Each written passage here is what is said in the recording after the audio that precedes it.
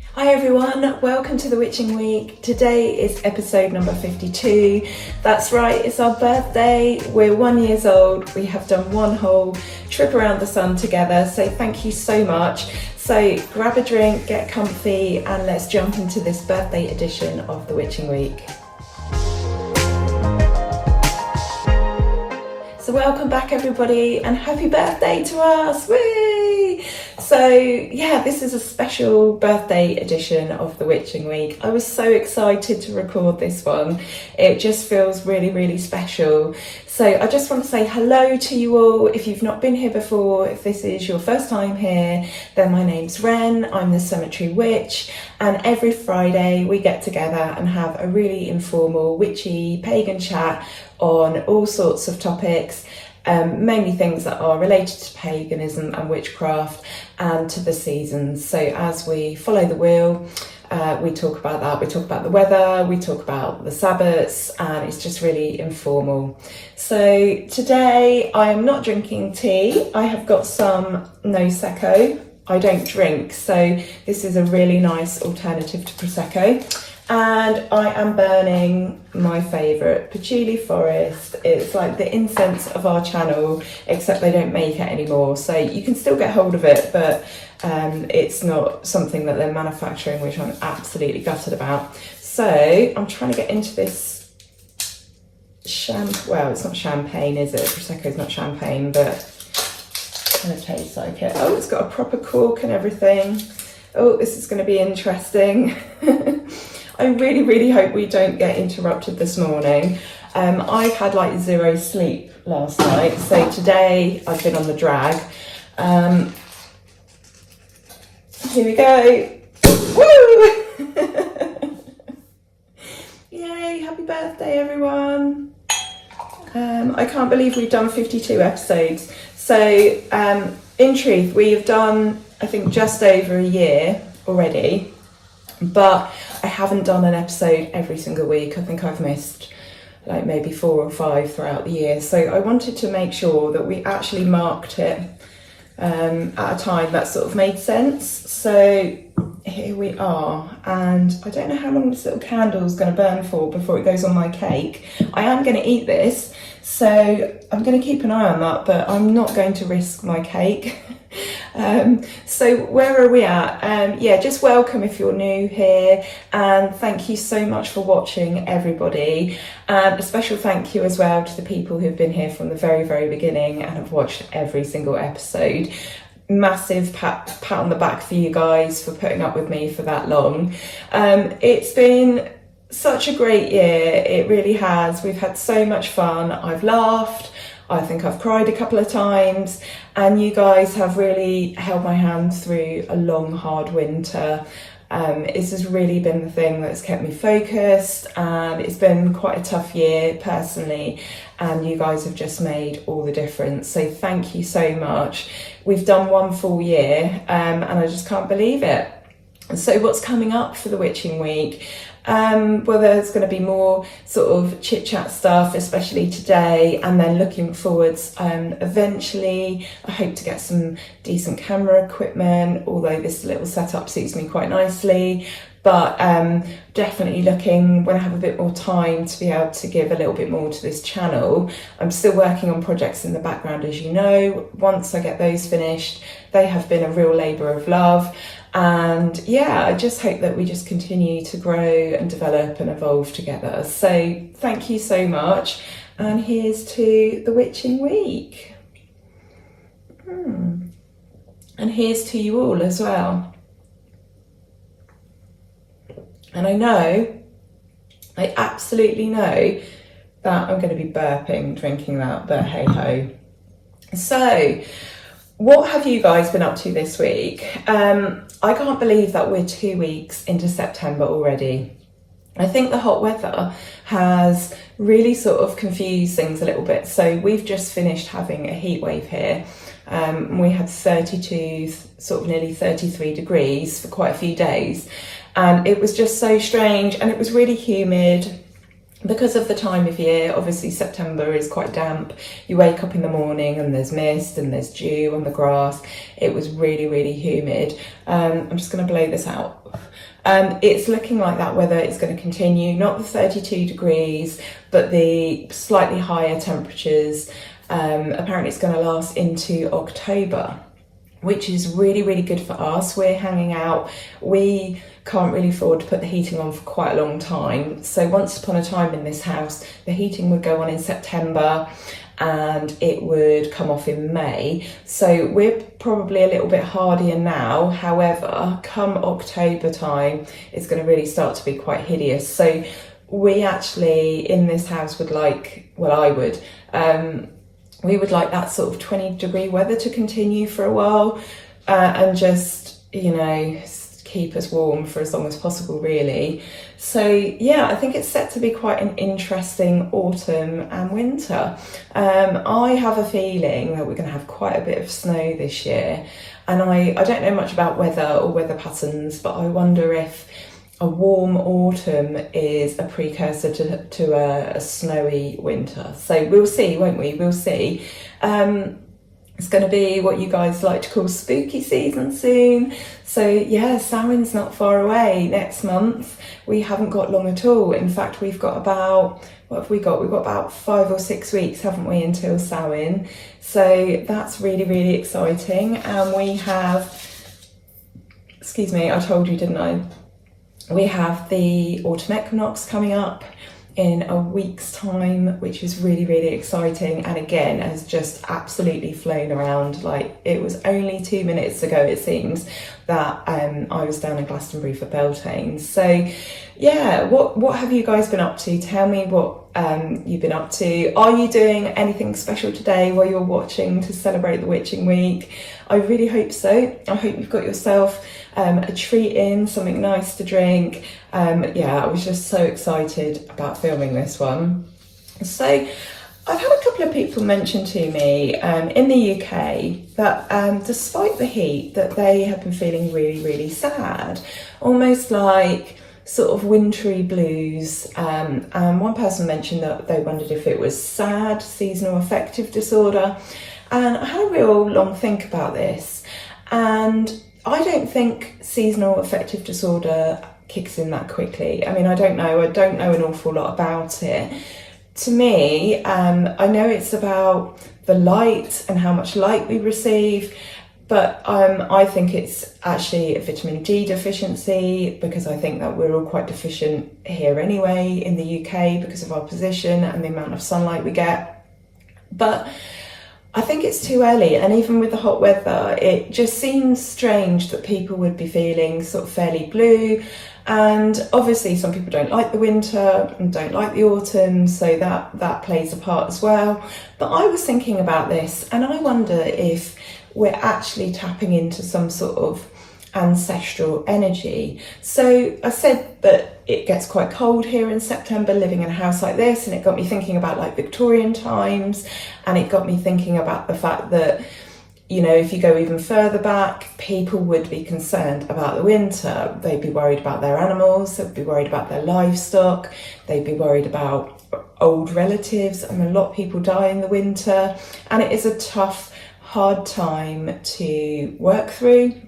And I was wondering if sometimes, you know, the more and more in touch we become with the seasons and the wheel of the year and the winter, and also our ancestors, you know, a lot of us, we sort of work to honour and venerate our ancestors. And I wonder if we're tapping into that preparing for winter, concern for winter kind of feelings, and that's making people sad. I don't know. What do you think? It was just a little thought that I had that just I spent a little bit of time thinking about. You know, even in the Victorian times, it's not that long ago. So if you think how long humans have been around for, up to very recently, concern for winter and surviving it and getting through it and dealing with everything that you have to deal with would have been a very strong thing. You know, everyone would have felt that. I mean, I know from living in this house just like how wet and damp everything gets. It would have been a complete nightmare, to be honest, living in any house back then. Winters would be really tough, really uncomfortable and not very nice. It'd probably be much nicer being in a round house, to be honest, with a fire going. It would be much nicer than living in a stone building. But just that ancestral energy from absolutely any point beyond, even living relatives. I mean, if my nan was still here, I'm sure she'd be able to tell me stories about what it was like back in the 30s and 40s. So yeah, I just wonder, what do you think? Getting the blues in September, when you're not particularly feeling too bothered about the winter, but why would that be? Especially when we've had like 32 degrees sunshine here, why would people get the blues in September? Let me know what you think. If you think there is a reason above and beyond just not really enjoying this part of year, I'd love to know what you think. So talking about this sort of ancestral energy, and the fact that we've been talking about this strange energy that's been lingering for quite a while now, I wondered again if that is some kind of ancestral energy. The world is a crazy place at the moment. There's a lot going on that is very unjust and unfair. We've obviously had very strange few years with the pandemic. They haven't been very nice. Lots of people have lost loved ones to COVID or to situations surrounding the COVID situation. You know, for example, not getting the correct care in a care home. And I wonder if this strange energy is lots of ancestors coming through to check up on us and us not being used to sort of the strength of that energy. What do you think? There's been lots of people saying that they're having strange experiences. There's lots of people are feeding back to me when I talk about what goes on here. A lot of people have been telling me about strange lights in their bedrooms, orbs, seeing ghosts. I don't know, there's a lot going on at the moment. There is a lot energetically as a global population, so it could just be that, it could just be our own energy and feelings and like projections onto the world. But I just wonder what you think, because actually what we do globally or as a population does have an effect on the world. So the example I'm thinking of here off the top of my head is the Maharishi effect. So if a certain amount of people at any one point are meditating together, that actually has an effect on crime rates, just what's going on in the world. So, and I think you've only got to have 1% of the population meditating together at any one time, or, you know, say locally in a group. If you had 1% of people in a group, in a community, then that has an effect on the people around them. So obviously this works on a massive global scale or on a smaller scale. But yeah, I just wondered, these very strange times must be having an impact energetically on the world around us. So let me know, and I'd love to hear as well if you've got any strange experiences and stories that you'd like to share with me. I can share on here, but of course I wouldn't do that without your permission. So let me know. So I thought we would talk a little bit about birthday magic, seeing as it's our birthday today. I've got very little room here, so I've got little pointers just on bits of paper, just so I don't forget what I'm talking about. But let me spread those out. I like to do that normally without you guys seeing, but it's probably going to be a longish one today. And also I'm just surrounded in things. I've got some presents here that I'm going to unwrap. But yeah, I think birthdays are a great time for personal magic. Now, I think birthdays can be a bit weird when you get older. I think a lot of people don't make the effort so much. I think birthdays are very, very sort of centered and focused on being like a child. And I found that as I've got older, despite me making lots of effort for other people, quite often that's not returned. It's not why I do it. It's not about giving to receive and stuff like that. But sometimes birthdays can be a bit weird as an adult. And also you come to learn that, well, really, they're just another day and you've got all the usual adult responsibilities that come with being a grown-up. So birthdays, I think, are a bit weird as you get older.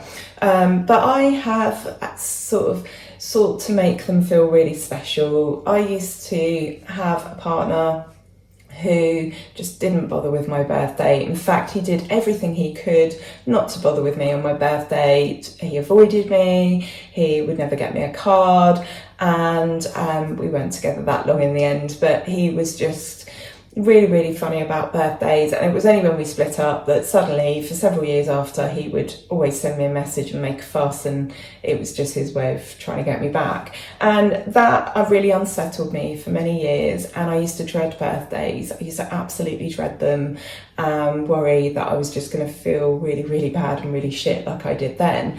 But I came to realise that my birthday is a special day. It's for me, and it's an opportunity for me to take care of myself, be kind to myself, and maybe do something special and pamper myself, and maybe a chance for some personal magic. So I love birthdays now. They feel really, really good no matter what happens. And I think they're kind of like when you honour yourself and you venerate yourself in that way, you're also sort of honouring your ancestors. I didn't mean for this episode to be about ancestors, by the way. This is just a thought I've had that popped into my head. But really, when you celebrate yourself, you're celebrating the love and the connections that they had. So yeah, I think birthdays are really special. They're a great time to pamper, reflect, indulge yourself. I think they're like the Sabbats. I think they're an opportunity to look back at the past year, and they're a chance to look forward to the next year, set goals, plant seeds. What is it I want to achieve in this next year of my life?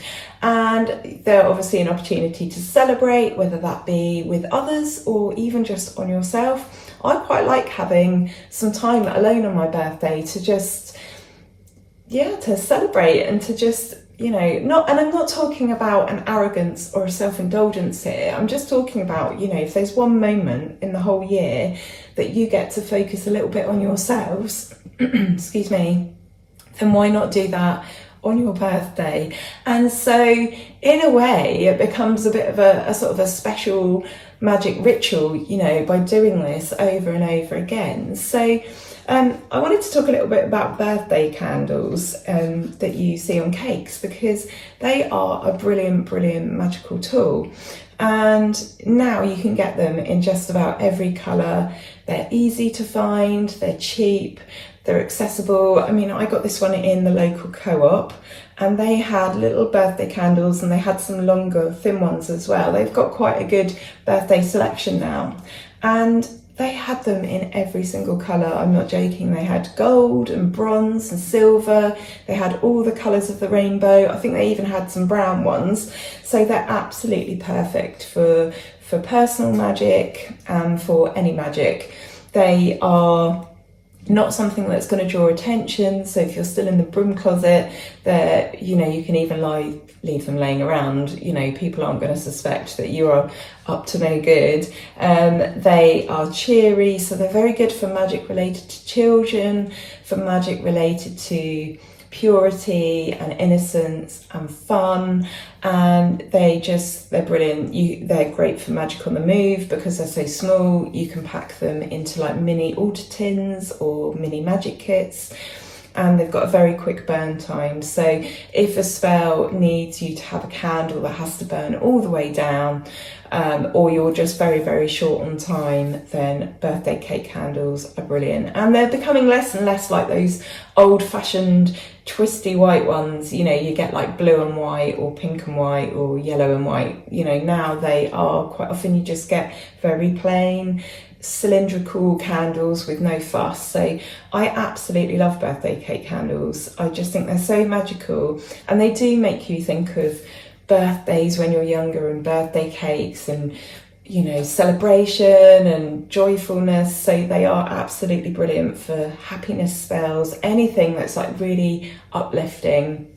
So if you had a green birthday cake candle, you could use that in a spell for anything with that sort of like upward vibration. So, if you want fertility, you want to get pregnant and you want that uplifting joy of having a child, then great use for that candle. The same as if you're doing a spell for something related to the land or maybe your garden, and you know, you want the outcome of your spell, you want to have that uplifted feeling. So perhaps you are doing a spell towards creating and manifesting an amazing garden, and you can see yourself enjoying yourself in that garden once it's done, once you've got all your plants in, and the joy that you'll have in there, maybe with barbecues and parties and family and grandchildren. So yeah, absolutely brilliant tool.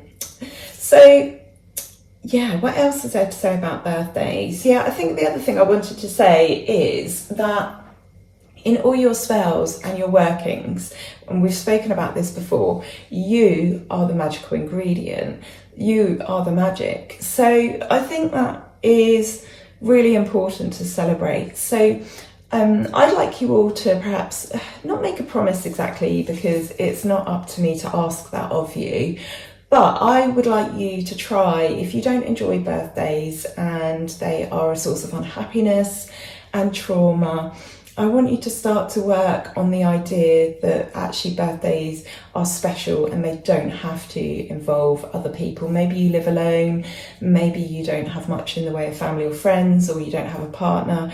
I want you to really, really grasp the idea that birthdays are really special, and they're no less special if you don't have someone to give you a card or to celebrate with you. You know, that self-love, it comes from us. So it's a really, really fantastic practice to get into, celebrating your birthday, deciding, making the choice that, you know what, I'm going to have a really, really brilliant birthday this year. I am going to make it special for myself, and it makes such a difference. It really, really does. And I think that's a real skill, because like I said before, birthdays can be a bit weird as you get older. I would like to know, what has been the most profound birthday for you? I thought the lead up to 30 was quite interesting. I think when you are about to turn 30, you do a lot of thinking about life, reflecting on life. I think that there is a lot of fear sometimes approaching 30. I've noticed a lot of people that are, you know, about to hit 30 now, or back some time ago when I was 30, and all my friends were turning 30, that a lot of people really struggle with 30.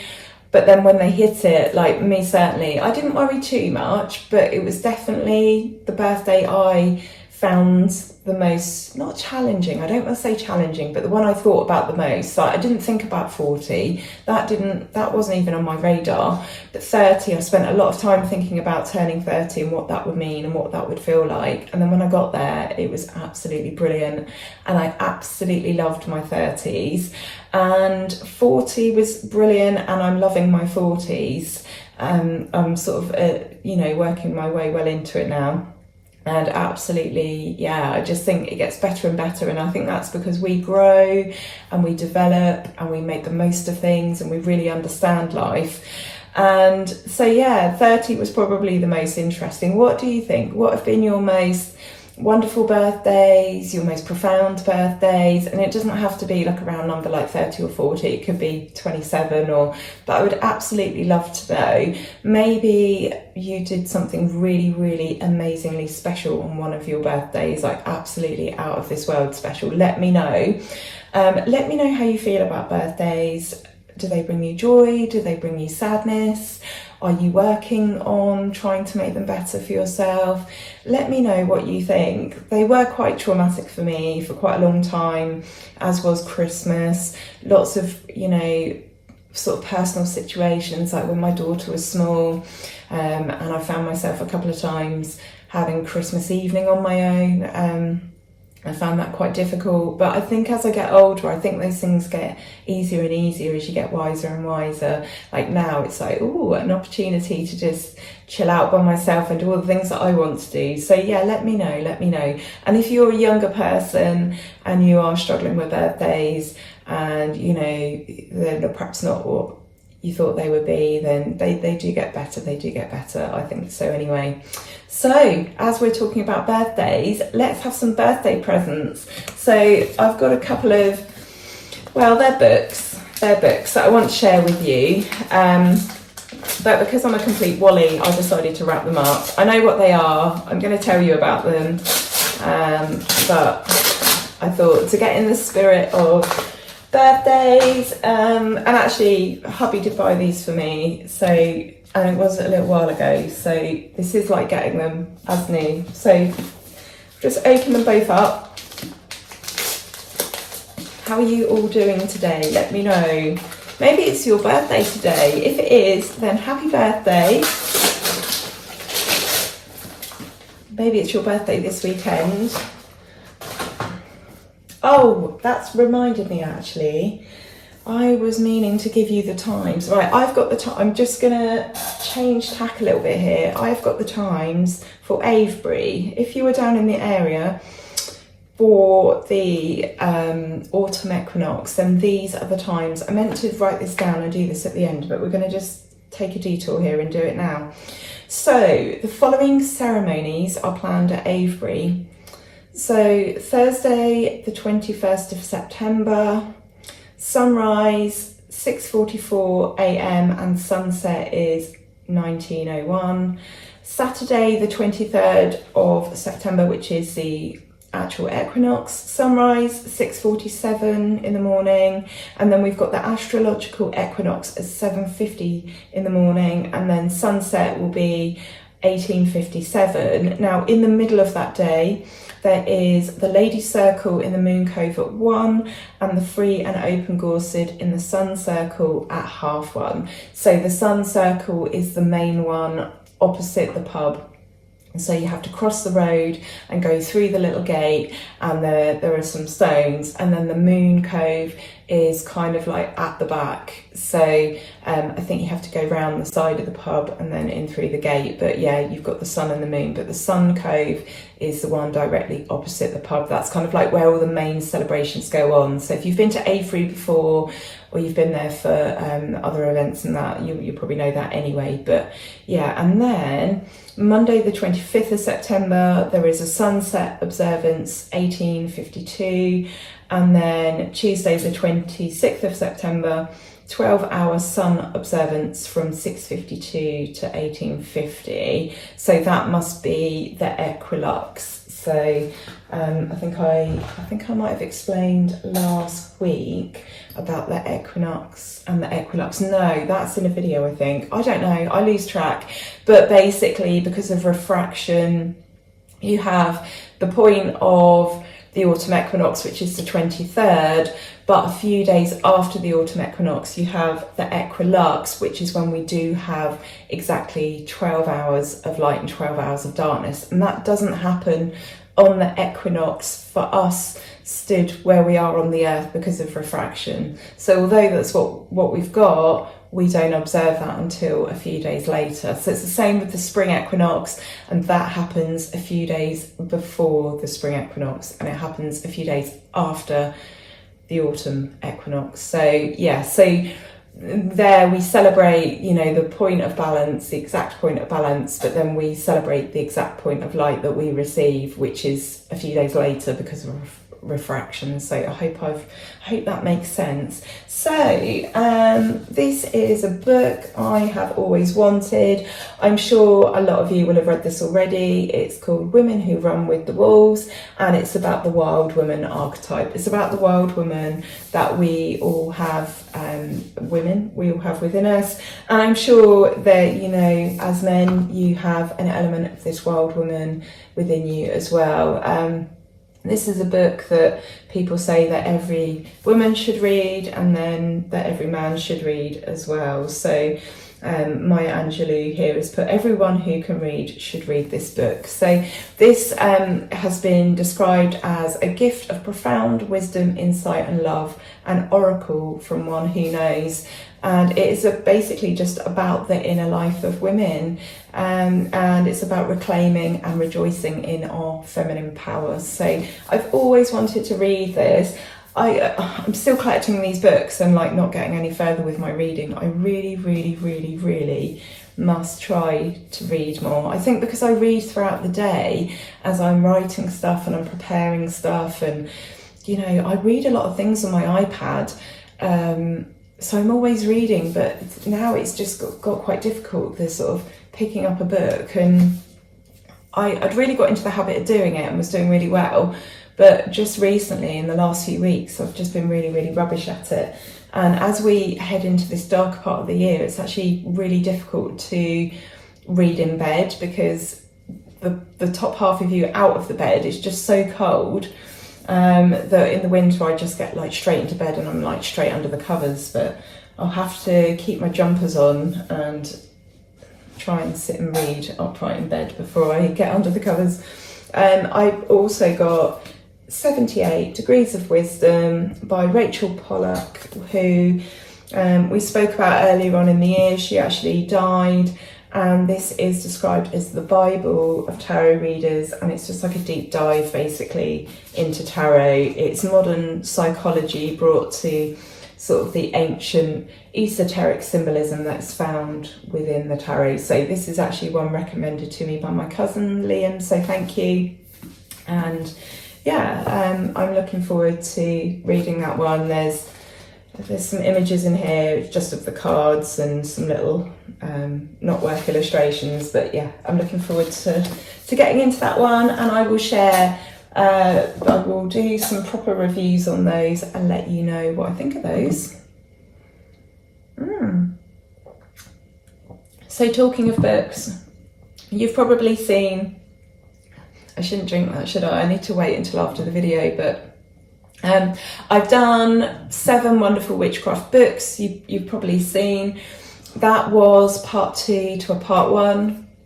So I shared with you my favourite witchcraft books, and when I wrote the list there was like 14 of them, so I split it into 2 camps, and I realised there was very much like a core of beginner books, so I did that as part 1, and I've just put up part 2.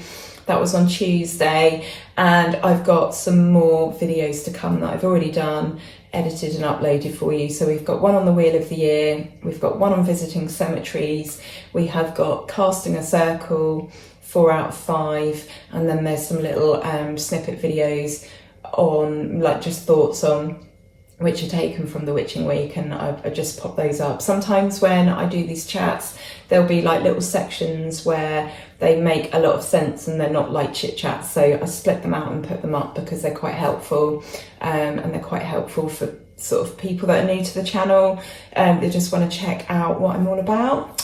So something I saw on a video this week that I wanted to share with you, which I thought would be really helpful, is something that I learned to do called the physiological sigh, not the psychological sigh, the physiological sigh. And this is a really good way to de-stress, like instantly.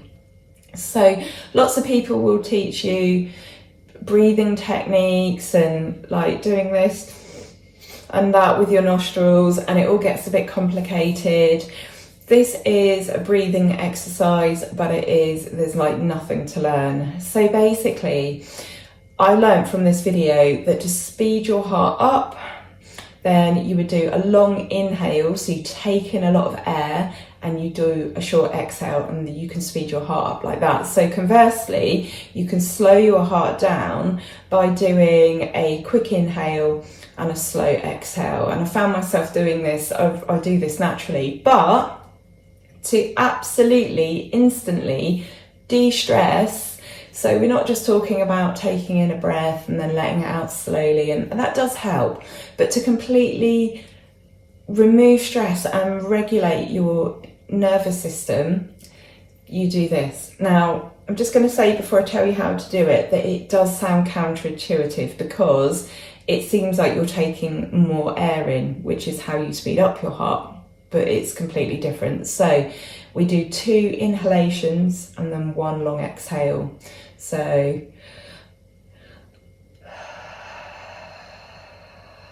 and it is absolutely brilliant. And my husband and I were watching a video, and it's just like, oh my goodness, we were doing it as the guy was talking about it, and it works. It really does work. So to completely de-stress immediately, just breathe in twice without a breath out in between, and then a long exhale. So even though to speed your heart up, you take a long inhale, which is taking in a lot of air, and it sounds like by taking in 2 inhalations, you take in a lot of air. You can only really pull 2 breaths in so much, but then you do a long exhale. And I'm not sure exactly how it works. I can't even remember if the bloke explained, but it works. So I just wanted to pass that on. I think it's really important that we share this sort of stuff, that we look after each other, that, you know, if there are these little hacks and tips that we can give each other for each other's well-being, then I think it's really, really important. So I completely forgot to mention, we will be pulling a winner for our giveaway. So last week I shared with you, I don't think I've got the picture anymore, so let me bring the bits over. My chair's really squeaky, I'm sorry. So we had this pile of goodies, didn't we? We had the incense holder, we've got the candle holder, stickers which I've just dropped on the floor, a car air freshener thing, 120 candles of 10 different colours, and then the big box of patchouli forest incense. I am going to pick a winner for that now, and I am going to contact you if you are watching and you are the winner. So there's nothing that you need to do except be very, very sure that it is me messaging you, okay? So make sure that if someone called the Cemetery Witch messages you, that it is me. You know, my page is showing all of my posts, which is over 1,000, not 300, and make sure that I've got 37,000 followers, not 3,000, because otherwise you're looking at a scammer and they'll probably try and tell you that you owe them some money in some way. So, or they'll try and get you to have a tarot reading, and it won't be me, and you might feel like saying yes because you've just won supposedly a competition. So I will contact you. So yeah, right then. So I've done this the old-fashioned way. It doesn't look like there's many in here, but there's actually hundreds and hundreds. The winner of the giveaway goodies is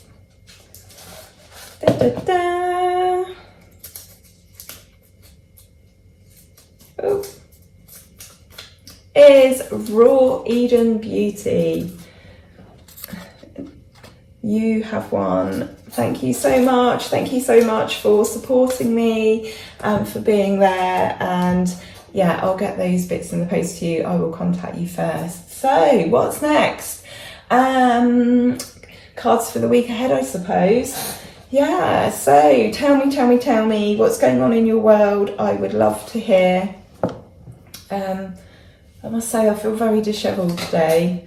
I just feel like my brain's been rewired. I spent all night wrestling the covers off of my husband. He just takes them when it's cold. He's got this thing that he likes to wrap himself up in the duvet, which is lovely, but he's done it so much, I think, throughout his life that it's just like ingrained in his psyche. So that even when he's asleep, he's just like, I need to bundle the covers around me, which is fine. But then I wake up with like no duvet, and I don't wear any pajamas, so I'm like absolutely frozen. So yeah, I spent all night waking up cold and like yanking the covers off of him. He might have to get his own duvet if he keeps it up. But then his heat is what keeps me warm. So when I'm not waking up cold, that is. Okay, so for our energy reading for the week ahead, we've got 4 cards. I just wanted to say as well that I do keep these kind of fairly sort of contained. They're not as big as if you would have a reading with me personally. They're just a general overview really, and obviously this message isn't going to resonate with every single person watching. It is just sort of a mini look, if you like, at what you could expect or what you could consider and how you might consider handling things. So we have the Knight of Wands, we have the Chariot, we have the 6 of Pentacles, and we have the 5 of Swords. So this feels like a very, very positive message, but with a little bit of a sort of, I don't want to use the word warning, Oh, I'm really having trouble this week finding my words. It's kind of like with a clause, I guess, would be the best way to describe this. So it's just a reminder really that you know you're on the right track, and there is an encouragement to be courageous. So whatever it is you are lending your energy towards at the moment, be courageous. Jump in, get involved, go for it. I like to call this the Indiana Jones card, and I sort of feel like there's that lovely sort of fiery action and energy associated with the wand suit. And so yeah, and the Chariot obviously talks about, you know, our destiny and being on you know the path of life, and sometimes being pulled this way and that way, but staying the course. You know that you have to you know you have to experience these things to develop and learn and grow. And it feels like, you know, the message is you're very much on track, and that's what I'm sort of taking as well. But there is just you know, a couple of sort of precursors to that, a couple of sort of clauses, and that is the message to just, you know, when you are going about you know your business and doing this and giving it life everything you've got, just be careful not to just give too much of yourself, not to give too much out. You know, sometimes I think in our efforts to be good people and better people and to create things that benefit other people, so community projects, you know, being the best colleague you can be, being the best friend you can be, you know, trying to do your best as you go about the path, sometimes we can spread ourselves a bit thin and not leave enough for ourselves, and sometimes that can lead to conflict with others as well. So sometimes people are disappointed when you decide to sort of put in a bit of self-care and retain some of your energy, and sometimes people can take advantage of us as well. So my husband is a good example. He's very much I don't want to say people pleaser, but he'll do anything for anyone, and that's one of the things I love about him, but it means that people then take advantage of him, of his kind nature. So yeah, it's very much going to be a week of just like absolutely going for it. Throw yourself into life, throw yourself into your plans and your projects and the things that you want to achieve, but just be wary along the way of people that would take too much from you, who might jump on your good nature and take advantage of you. And also just watch out, you know, just sort of guard your energy a little bit and just sort of, you know, hold a little bit back for yourself, because otherwise burnout is a very real thing. So yeah, message for the week ahead. Thank you so much for being here. If this is the first episode that you've seen, then welcome. Feel free to hit the subscribe button. It's so lovely having you guys here. Like, this is such an honour to do every single Friday. Yeah, I really love it, and I really love you guys. So thank you so much. Happy birthday to us. Have a fantastic week, and I'll see you next week for some more The Witching Week. All right, take care for now. Love and blessings. Bye.